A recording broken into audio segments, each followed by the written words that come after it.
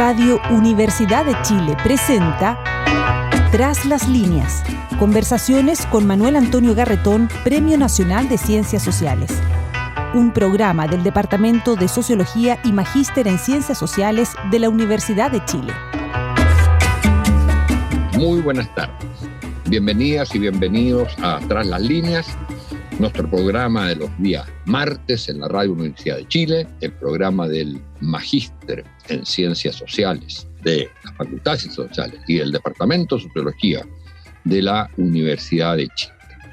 Es un día importante el de hoy, desde el punto de vista, se comienza con la discusión ya de los contenidos de la nueva Constitución, y es el día siguiente del aniversario del estallido. Esto nos lleva a pensar desde la perspectiva nuestra de este programa de las ciencias sociales, mucho quizás para atrás respecto a lo que fue el estallido, su significado, etc. Y eso no deja de ser importante, el aspecto conmemoración. Tan importante como entender lo que fue el estallido es pensar lo que estamos viviendo y el futuro. Y en ese sentido, lo que nos interesa hoy día en el programa, como una reflexión, tomando en cuenta la fecha del día de ayer y lo que comienza hoy, una reflexión desde lo que fue el estallido y sus consecuencias, pero sobre todo pensando en el futuro. Y uno puede pensar o decir que el estallido significó el final wagneriano, si se quiere, catastrófico en cierto modo, de lo que era el contrato social vigente en Chile, que ya arrastraba muchos problemas. Y que lo que estamos viviendo es el nacimiento de un nuevo contrato social. Y la pregunta entonces, ¿qué es lo que es un contrato? De hecho, gran parte de la filosofía moderna, de la filosofía política, de la filosofía social, se dedicó a analizar qué es lo que era esto y cuáles eran las bases por las cuales una sociedad se constituye y acepta a los seres humanos que viven en ella vivir juntos, y vivir juntos en términos de proyectos. Bueno, para hablar de esto, hemos invitado a una persona muy querida en nuestra universidad, profesor de ella, aunque ha pasado por muchas otras universidades. Es doctor en economía de las escuelas de altos estudios, la misma que me tocó estudiar a mí en París. Es economista de la Universidad Católica. Se llama Guillermo Larraín Ríos.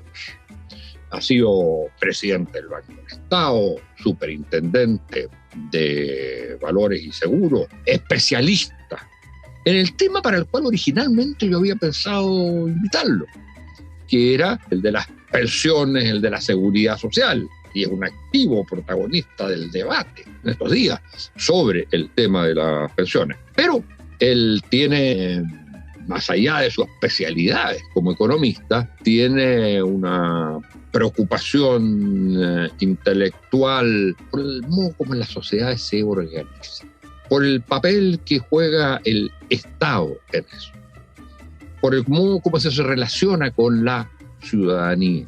Y entonces viene de publicar hace un par de meses un libro que se llama La estabilidad del contrato social en Chile. Es decir, nos viene de perilla poder hablar precisamente de ese tema y dejar por el momento, aunque por supuesto el tema de las pensiones es parte de un contrato social, pero dejarlo para un tratamiento más profundo, especializado más adelante. Y ahora, pensando en la fecha, estamos a hablar precisamente del contrato social. Muy bienvenido, Guillermo. Muchas gracias por estar con nosotros. Y partamos para poder ubicarnos después en lo que pasa en Chile. Cuando se habla de contrato social, se habla exactamente de qué, entre quiénes es ese contrato y qué ejemplo podría darse de un contrato social determinado histórico en el caso chileno. Bueno, en primer lugar, muchas gracias por la invitación, Manuel Antonio. Un gusto compartir contigo este espacio y poder debatir estos temas que son tan tan poco comunes de conversar, ¿no es cierto? A pesar de que vivimos todos los días inmersos dentro de un contrato social del cual no tenemos demasiada conciencia, pero que sin embargo está ahí. Y es un contrato que no está escrito, a nadie nos preguntó, nadie nos sacó una firma, nadie nos sacó una autorización para hacer o no hacer, sino que son puras como autorizaciones implícitas mediante el cual la ciudadanía va de alguna forma aceptando las reglas del juego existente. En la medida que uno dice, me someto a esta regla, entonces uno está de alguna forma aceptando que esa regla es razonable, que es justa, y por esa vía hay una suerte de aceptación tácita. Entonces, el libro se llama La estabilidad del contrato social en Chile porque lo empecé a escribir justamente cuando era presidente del Banco Estado, cuando Bachelet inició el proceso constituyente que luego se abortó. Yo recuerdo que me asombró mucho la reacción del mundo empresarial de tanto temor respecto de lo que se venía. Y entonces yo dije, bueno, si el gobierno no quiere hacer ningún tipo de manifestación de contenidos de esa constitución, yo que estoy como en una segunda línea, voy a empezar a pensarlo para aportar al debate y de alguna forma tratar de reducir los niveles de incertidumbre que en el mundo económico son importantes para definir contratación de personas, qué sé yo, inversión, crecimiento, etc. Esa era mi idea original. Y entre medio del proceso de Bachelet como que se abortó, o sea, terminó el proceso con todos los encuentros locales autoconvocados, que fueron muy exitosos, fue muy, muy valiosa esa experiencia, pero una vez que terminó, como que el proceso se desinfló. Y yo me quedé con un libro que estaba bastante avanzado, con unas ganas locas de seguir trabajando, estudiando el tema. Esto no es un tema habitual entre economistas, es un tema muy de sociólogos, de cientistas políticos, los economistas acá somos... Y de filósofos. Y de filósofos, que en la filosofía política muchas. Entonces yo me metí a este tema de refilón por el lado. Entonces llegué a la literatura económica, que es muy escasa, es muy, muy poca la literatura que hay sobre esta materia, y por supuesto que es muy interesante porque está ligada, si tú quieres, una continuidad de todo el debate que parte, por supuesto, en el siglo XVIII con Rawls, Locke, toda esa gente, Rawls ahora, sino que Locke, que se Rousseau, Rawls más recientemente.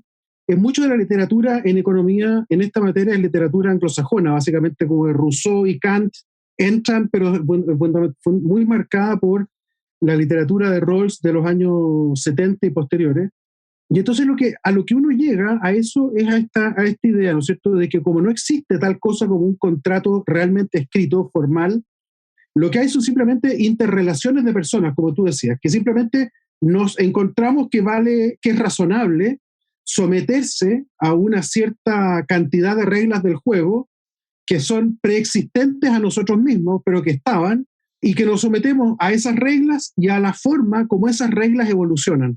Y entonces un contrato social es estable cuando hay una cantidad de gente lo suficientemente grande que considera que las reglas son básicamente justas, y cuando hay injusticia, la forma como esas reglas evolucionan es en sí misma justa. Y por lo tanto, ahí hay una noción de contrato social que viene muy desde el mundo de la economía y que es básicamente la que está desarrollada en el libro en el capítulo 2. Entonces, se diferencia un poco de las definiciones tradicionales, pero creo que pertenece más o menos a una escuela más o menos conocida, ¿no?, derivada de los autores que ya mencioné. Desde la sociología y la historia política, uno dice, hay un ejemplo de contrato social en el caso chileno, que se remonta de alguna manera a la Constitución del 25, pero que la Constitución del 25 eran simplemente reglas del sistema político, por supuesto, consagración de libertades, de derechos individuales, etc., pero no definía un modelo de desarrollo de la sociedad, que estaba además en ese momento en gran crisis, y especialmente esa crisis va a ser en el año 29, 31, pero ya estaba en crisis porque resulta que el orden oligárquico había estallado con la presencia de masas que se incorporan en la elección del 20 con Alessandri, y de alguna manera es solo en el año 38 uno podría decir que sería mal uso de la palabra, pero la vamos a usar, se firma, nadie firma, pero de alguna manera se firma claro. Un cierto contrato social que ya no es solo una constitución y que tiene una cuestión muy importante, que es la pregunta sobre quiénes entran en ese contrato. Entonces uno dice, bueno, la particularidad en el caso chileno es que básicamente lo hacen partidos políticos que expresan sectores sociales. Y entran aquellos sectores sociales representados por los partidos, por supuesto, en relaciones diferentes de dominación y subordinación y asimétrica. Y entonces uno dice, bueno, por supuesto los sectores oligárquicos y la emergente burguesía industrial entran sobre todo los sectores medios y los sectores populares organizados, urbanos, trabajadores, porque ahí está el Partido Comunista y el Partido Socialista. Pero eso es un contrato social que deja fuera a campesinos. Claro, el 40% o 50% de la población está afuera. Exactamente. Ahora, eso tiene algún remedio, hay una especie de remiendo del pacto o del contrato social en los 60, con la reforma agraria, la incorporación de los campesinos y con la... Y antes con la, claro, con la extensión del voto, ¿no es cierto? Claro, eso ese es el aspecto, pero eso es en la participación estrictamente política, digamos. Claro. Y eso es cierto. Sí. Pero entonces ahora, ¿cuál es la particularidad que tendría? Uno puede decir que de alguna manera post-dictadura, en el momento que termina la dictadura, hay un nuevo contrato social que es el que estalla en el estallido. Ahora, claro. Ahora, yo ese punto, fíjate, te lo compro harto, y qué bueno que lo menciones, porque te lo iba a mencionar, pero pensé que podría haber sido... Mira, yo creo que efectivamente Chile tuvo, lo voy a decir con todas sus letras, Chile tuvo su momento neoliberal. Yo creo que Chile en los años 90 vivió una suerte de comodidad, quizá porque había expectativas de que el modelo iba a ser capaz de incluir, que iba a ser capaz de generar crecimiento inclusivo, que iba a ser capaz de resolver un montón de problemas que venían de la época anterior. Y de hecho hice un ejercicio en el libro que como te lo mandé hoy día, probablemente no lo has leído, pero hay una parte, hay un ejercicio donde digo, trato de imaginar... ¿Cómo? Me lo leí casi todo. Casi todo. Bueno, hay un ejercicio que me parece que es interesante, que trato de imaginar qué hubiera hecho la Constitución, en qué hubiera cambiado Chile el año 90, si en lugar de tener la Constitución del 80, hubiésemos tenido la Constitución del 25. O sea, si el día 11 de marzo del 90 se dice la Constitución del 80 se acabó y parte la del 25. Y la verdad es que es difícil, precisamente como esa Constitución no tenía un modelo de desarrollo subyacente, sino que más bien eran reglas del juego, de distribución del poder, es probable que esa Constitución no hubiera cambiado demasiado las cosas, porque el contexto en el cual se produjo la industrialización guiada por el Estado, la cerrazón de la economía, etcétera, el corporativismo chileno de justamente toda la época después de la gran crisis en adelante, son particularidades históricas que habían cambiado completamente a principios de los 90. O sea, a principios de los 90, ¿qué es lo que había pasado? Se había acabado se había caído el muro de Berlín, el 91 la Unión Soviética desaparece y todos los países que formaban parte de la Unión Soviética se independizan y se movilizan todos hacia algunas formas bastante brutales de capitalismo. Todas las experiencias heterodoxas latinoamericanas, yo estoy hablando de la economía, habían fracasado todas. Había fracasado el plan Austral en Argentina en los años 80, el plan Cruzado en Brasil, el plan Sol creo que se llamaba en Perú. La verdad es que no había mucho, y por lo contrario lo que estaba ocurriendo es que había aparecido con mucha fuerza, ¿no es cierto?, la tercera vía en Inglaterra, que había entusiasmado primero a los lauristas británicos, a los demócratas en Estados Unidos. El propio Mitterrand en Francia había, luego de un inicio muy estatista, socialista a la antigua, se había pegado un cambio de giro bastante importante. Entonces, lo más probable es que la Constitución del 25, vigente potencialmente a principios de los 90, no hubiera cambiado demasiado las cosas como estaban. A lo mejor sí en algunas dimensiones, pero no en lo sustantivo. Entonces, el problema no tiene que ver con ese minuto. Yo estoy de acuerdo con que ahí hubo una suerte de contrato social implícito, por supuesto, como todo. Y el problema es que las reglas de funcionamiento de ese contrato social y la imposición que la Constitución del 80 tiene de una cierta forma de entender la economía, de entender la sociedad, la relación entre las personas, es lo que terminó por hacer crisis 30 años después. Básicamente esa es la tesis del libro. Claro, ahora lo que uno piensa en el día de hoy es cuáles son las bases. O sea, tenemos la posibilidad, digámoslo de esta manera, nosotros tenemos la posibilidad de realizar un contrato social relativamente explícito. Claro, por primera vez. ¿Por qué? Porque hay un proceso constituyente, Claro. donde se juntan las dos cosas, ¿no es cierto? Uno, discutimos sobre cómo se constituye la sociedad, y el modo como se constituye es el contrato social, y al mismo tiempo un texto que diga cómo es eso. Exacto, claro. Y por lo tanto, y ahí recojo una cosa que tú acabas de decir respecto a la del 25, da la impresión que entonces este proceso constituyente sí debe tener referencia a un contrato social que de alguna manera va más allá o no es solo un acuerdo en las reglas del juego político, sino que va a tener que ver con, sin entrar a definir, porque eso es materia de los gobiernos, una estrategia de desarrollo económico, va a tener que definir un modelo de desarrollo de la sociedad, o por lo menos ciertas bases o ciertos principios. Sí, entre los cuales están, por ejemplo, los derechos sociales, el papel del Estado, qué se hace con bienes públicos, todos temas que tú tratas muy directamente. Sí, hay una parte importante que tiene que ver con derechos sociales. No, eso de todas formas, porque... No, y también con los bienes públicos, también con el papel del Estado. Tiene un capítulo o varios capítulos sobre el papel del Estado. Y eso me gustaría que tú nos dijeras algo sobre eso. Mira, yo creo que, a ver, lo primero es que lo que caracteriza el proceso actual chileno, yo hago referencia a una literatura económica que no sé cuánto eco tiene en otras ciencias sociales, pero se diferencia entre instituciones formales como la Constitución o las leyes y las instituciones informales, que son justamente las convenciones, las normas de comportamiento.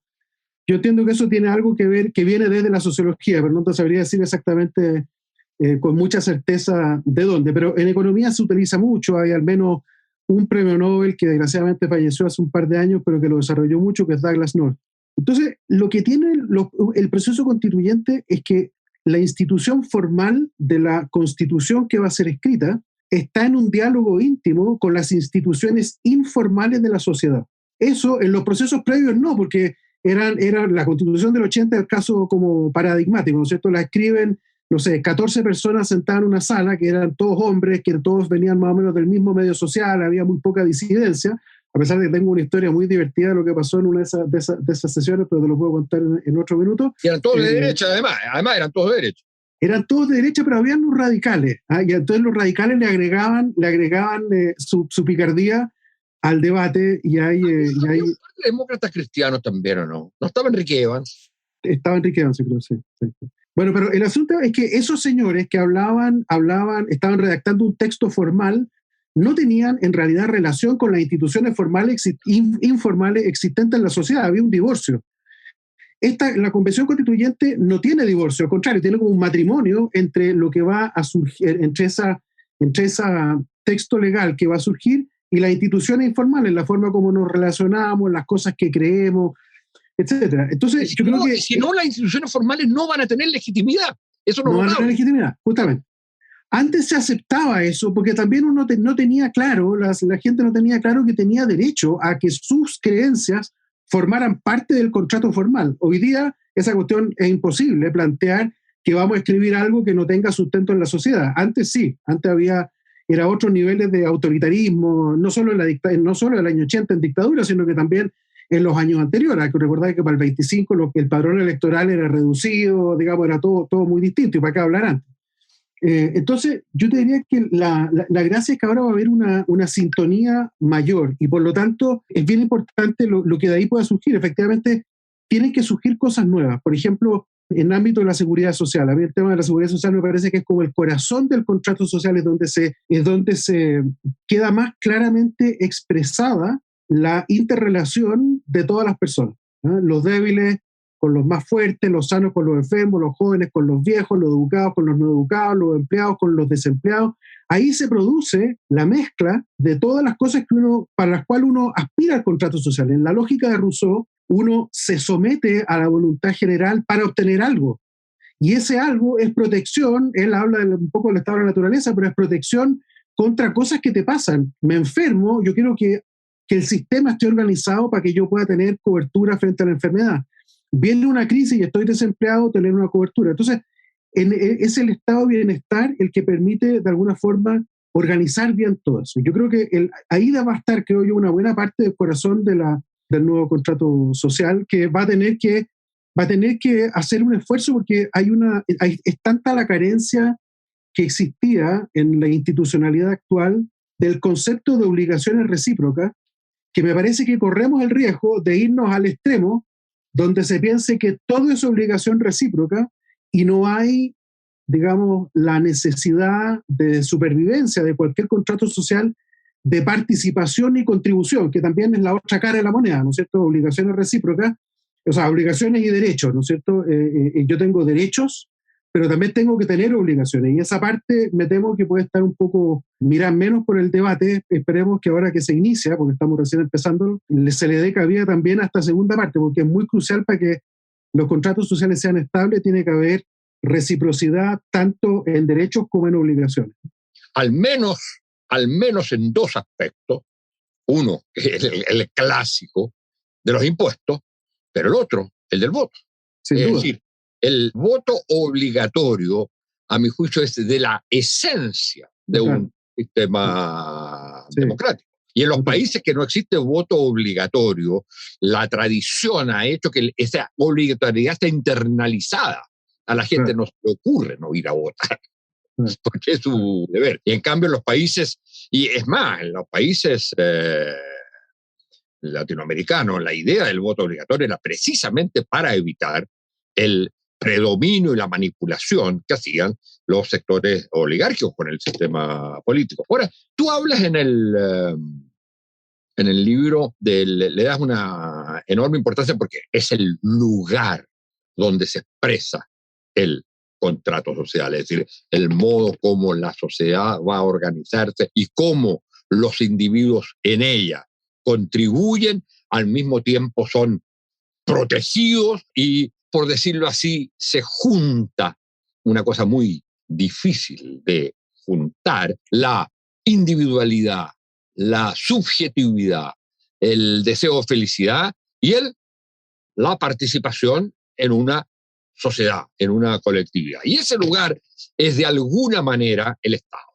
Y entonces tú hablas de tres cuestiones fundamentales en la reforma del Estado. Tú claramente hablas de una reforma del Estado, que yo creo que es más que reforma, es transformación del Estado, y que puede ser solo del aparato del Estado, y habla de tres cosas ahí, ¿no es cierto? Uno es el Estado administrativo, el Estado en relación con la ciudadanía y el sistema político. ¿Qué nos puede decir como pincelada de esos tres puntos que a ti te parece debiera apuntar la nueva Constitución, es decir, el nuevo contrato social expresado en una nueva Constitución? Y que tiene la particularidad que tú has dicho, que es hecho por la sociedad. Sí, es que no hay otra forma. Mira, a mí yo estoy súper orgulloso del capítulo en que hablo de la burocracia, ¿no? Porque creo que la burocracia está súper maldicha, está maledetta, como dicen los italianos, y yo creo que, de hecho, durante el proceso constituyente, los pocos meses que llevamos, nos damos cuenta cómo cuando hay una falencia en la forma como nos relacionamos, el Estado te presta instrumentos que son, instrumentos no, personas, pero que sirven de instrumento para estabilizar la situación. El caso más claro fue, ¿no es cierto?, en la inauguración de la convención, cuando esta señora Carmen Gloria Valladares de repente se transformó en la salvadora del inicio del proceso. Esto puede ser un fracaso completo, y ella, con su aplomo, con su rol republicano, dijo lo que había que hacer, sabía exactamente lo que había que hacer, lo dijo en el tono que correspondía, lo dijo en el orden que correspondía, no ofendió a nadie, convocó a todo el mundo, puso orden y después se fue. Y ahora está en su casa, hace su trabajo en el Tricel, fantástica. Y hoy día hay otro señor que es el que hace los conteos de todas las votaciones, que han habido miles, el señor John Smock, ¿ah? Que también es un funcionario de la Cámara que lleva haciendo esto durante 30 años desde la recuperación de la democracia y que es invaluable y que todos los constituyentes, hasta donde yo sé, todos los constituyentes consideran que es como la piedra angular de este proceso, que ha salido bien, que no ha habido escándalo en las votaciones.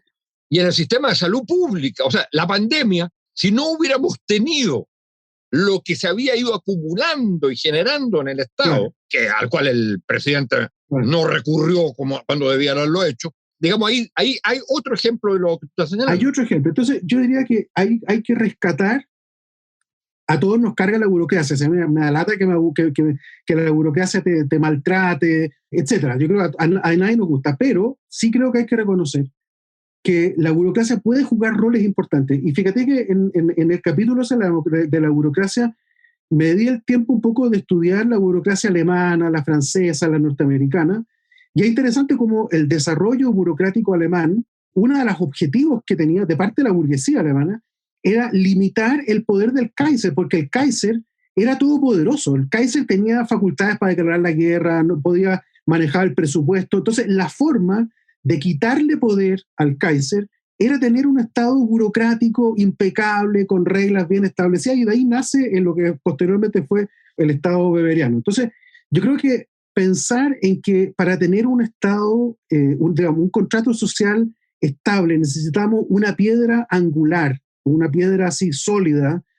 donde uno diga cómo se hacen las cosas, se hacen de esta forma, así que no tenemos que inventar 70 formas, se hacen de esta forma, y que esa forma vaya aprendiendo, vaya evolucionando. Eso lo hace un Estado burocrático, y por lo tanto hay un capítulo que está dedicado a eso, y la verdad es que creo que quedó bien interesante. Luego hay un segundo capítulo que en el fondo anticipa que cualquier sistema democrático representativo tiene fallas, que es imposible de soslayar. Siempre va a haber problemas de que los representantes se arrancan con la pelota para la casa, que no cuentan la verdad, que tienen dobles intenciones, que hay problemas de corrupción, de captura.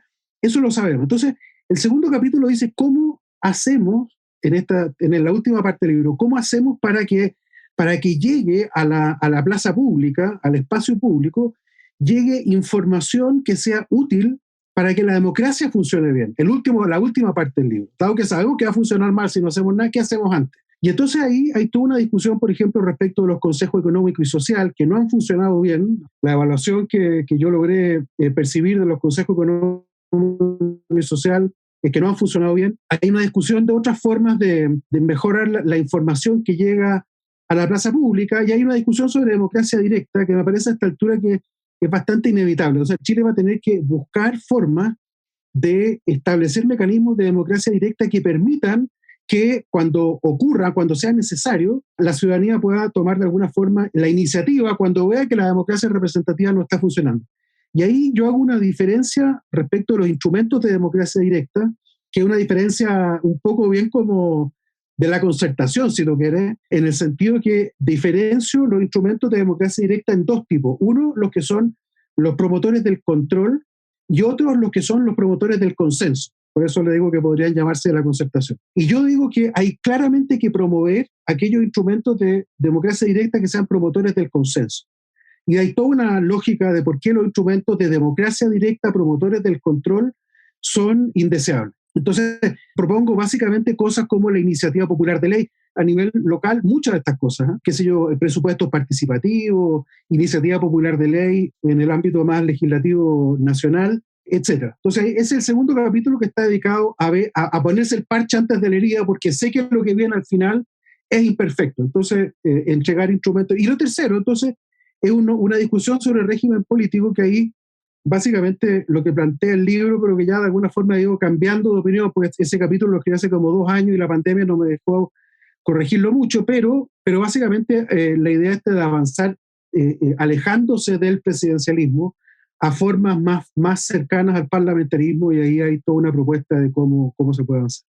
Mira, estamos llegando al final, y hay un punto que yo creo que es muy interesante, que era el segundo punto al cual tú te referías, que tiene que ver con las formas de participación, de generación permanente, por decirlo así, del consenso y de renovación, modificación del contrato social, que a mi juicio, en forma paradigmática, ejemplar, lo está realizando la Convención Constitucional.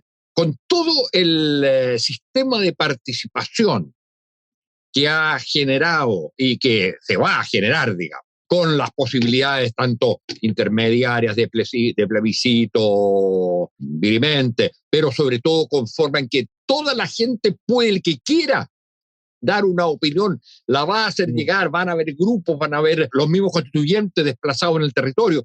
Yo creo que ahí hay un ejemplo muy interesante respecto de cómo la política puede ser vista como algo cercano y propio, y en el cual además me tengo que encontrar con otros y aceptar que los otros son distintos a mí, pero que hay algo que nos une. Y eso yo creo que es un aprendizaje que se está haciendo difícil, complejo, porque venimos precisamente del conflicto, del estallido, y no se van a eliminar los conflictos.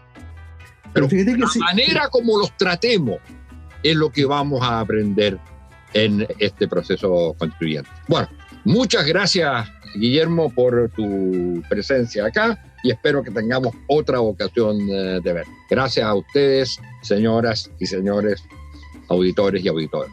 Muchas gracias por la invitación. Gracias. Radio Universidad de Chile presentó Tras las líneas. Conversaciones con Manuel Antonio Garretón, Premio Nacional de Ciencias Sociales.